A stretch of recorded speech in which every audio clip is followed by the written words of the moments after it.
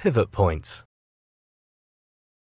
In this video you will learn what pivot points are, why they are important, how they are calculated, how they are used, how to increase the probability of a trade setup. Pivot points are a way of determining key support and resistance levels. Before computers and charts became a key tool that traders used so effectively, floor traders use calculations based on the data from the previous trading day to determine key buying and selling levels for the current day. They are still extensively used today, as they can act as support and resistance levels, which are very useful in determining entry and exit points. There are different types of pivot points that are calculated using previous market data. Most commonly, the previous day's open, high, low and close are used. The previous session's data is used to calculate the main pivot point, the point at which the market is said to pivot around. Once this has been calculated, the main pivot point is then used to calculate the other pivot points. The pivot points above the main pivot are labelled as resistance pivots, notably R1, R2 and so on.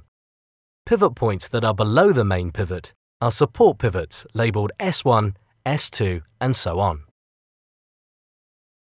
When trading using pivot points, the general rule is if the price is trading above the daily pivot, the market is going up and so our bias should be long.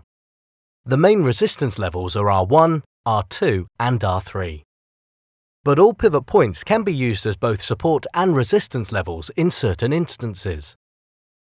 For example, if the R1 pivot level gets broken as resistance, it can then act as a potential support once price moves back to it. If the price is trading below the daily pivot, then our bias should be short. The main support levels are S1, S2 and S3. If the S1 pivot level gets broken as support, it can then act as resistance when the price retraces back to it. We can also use pivots as targets for taking profits.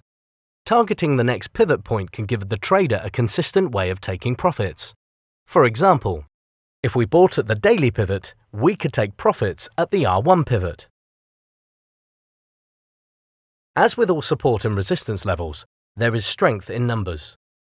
The more pivot points that we have lined up at a certain area on a chart, the higher probability there is of a price reacting to that area. In this example, we have a weekly pivot point that lines up with the daily R2 pivot point, increasing the probabilities of price reacting to this area. So far, you have learned that pivot points can act as very strong support and resistance levels, and are calculated using the previous period's open, high, low and close. As with traditional support and resistance, once price breaks through a pivot point that was acting as support, it can then be used as resistance. And once price breaks through a pivot point that was acting as resistance, it can then be used as support.